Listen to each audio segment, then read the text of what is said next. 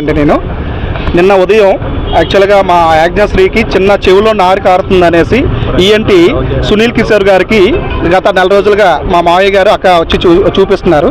అతను ఏంటంటే చిన్న సర్జరీ ఉంది, చిన్న క్లీన్ చేయాలి ఇయర్ అనేసి ఆయుష్మాన్ హాస్పిటల్లో అడ్మిట్ అవ్వండి అనేసి ఒక ప్రిస్క్రిప్షన్ ఇచ్చారు సార్.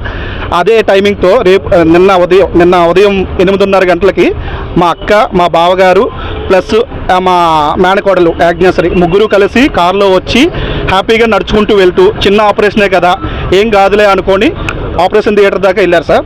ఆపరేషన్ థియేటర్కి ముందు బ్లడ్ టెస్టులు, గుండెకి సంబంధించిన టెస్టులు, అలాగే ఎనస్థీసియా ఫిట్ పిఎస్సి అంటారు సార్, ఇవన్నీ ఫిట్ చేసి ఈ అమ్మాయి ఆపరేషన్కి ఎలిజిబుల్ అనేది చెప్పేసి ఆపరేషన్ థియేటర్లోకి తీసుకెళ్లారు సార్.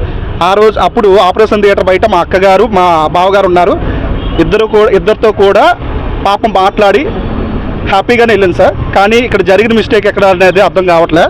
ఆపరేషన్ థియేటర్లోకి వెళ్ళిన తర్వాత ఎనస్థీసియా డాక్టర్ జనరల్ ఎనస్థీసియా ఇచ్చిన తర్వాత ఆపరేషన్ స్టార్ట్ చేసే ముందు ఒకేసారి బీపీ రేజ్ అయిపోయి సాచురేషన్ రేజ్ అయిపోయిందని ఎనస్థీసియా డాక్టర్ హడావిడి చేసి అమ్మాయి సిచ్యువేషన్ కండిషన్ బాగాలేదనేసి ఆపరేషన్ ప్లాన్ చేసింది కాస్త ఆపరేషన్ ఆపేసి ఆ అమ్మాయిని హఠాహఠిగా ఐసీయూకి షిఫ్ట్ చేశారు సార్. ఐసీయూకి షిఫ్ట్ చేసిన తర్వాత అట్లీస్ట్ పేరెంట్స్ కూడా ఒక సెకండ్లో జస్ట్ ఆ పేరెంట్స్ని పిలిపించి ఒక సెకండ్ చూపించి వెంటనే ఐసీయూలోకి షిఫ్ట్ చేస్తారు.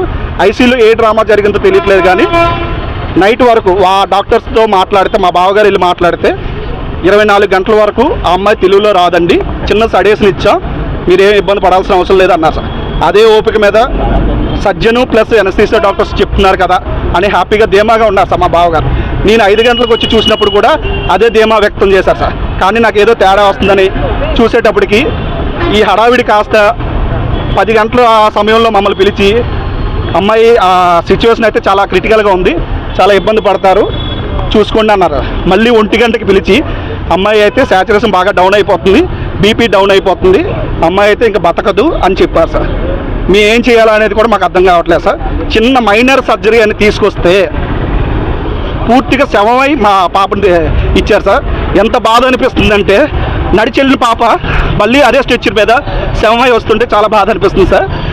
రెండోది, ఇది ఎనస్థీసియా నిర్లక్ష్యమో, సర్జన్ నిర్లక్ష్యమో, లేకపోతే ఆయుష్మాన్ హాస్పిటల్ యాజమాన్యం నిర్లక్ష్యమో అర్థం కావట్లే. ఇలాంటి సర్జరీలు చేసుకోవాలన్నా భయపడాల్సి వస్తుందండి. చిన్న గోరి సర్జరీలు చేయాలని భయపడాల్సి వస్తుంది. కాబట్టి తగు న్యాయం చేస్తారని మనస్ఫూర్తిగా కోరుకుంటున్నాను. మీడియా విలేకరులు, అలాగే డిఎంహెచ్ఓ గారు, హెల్త్ మినిస్టర్ గారు, ప్రతి ఒక్కరూ ఈ యొక్క సందేహం మీద మీరు పునరాలోచించి ఇదే విధంగా స్టేషన్ కూడా కంప్లైంట్ రేజ్ చేస్తాం. మాకు తగిన న్యాయం జరిగి ఇంకో పాపకు కానీ ఇంకో పిల్లాడికి కానీ ఎటువంటి అపాయం జరగకుండా చూసుకోవాలి.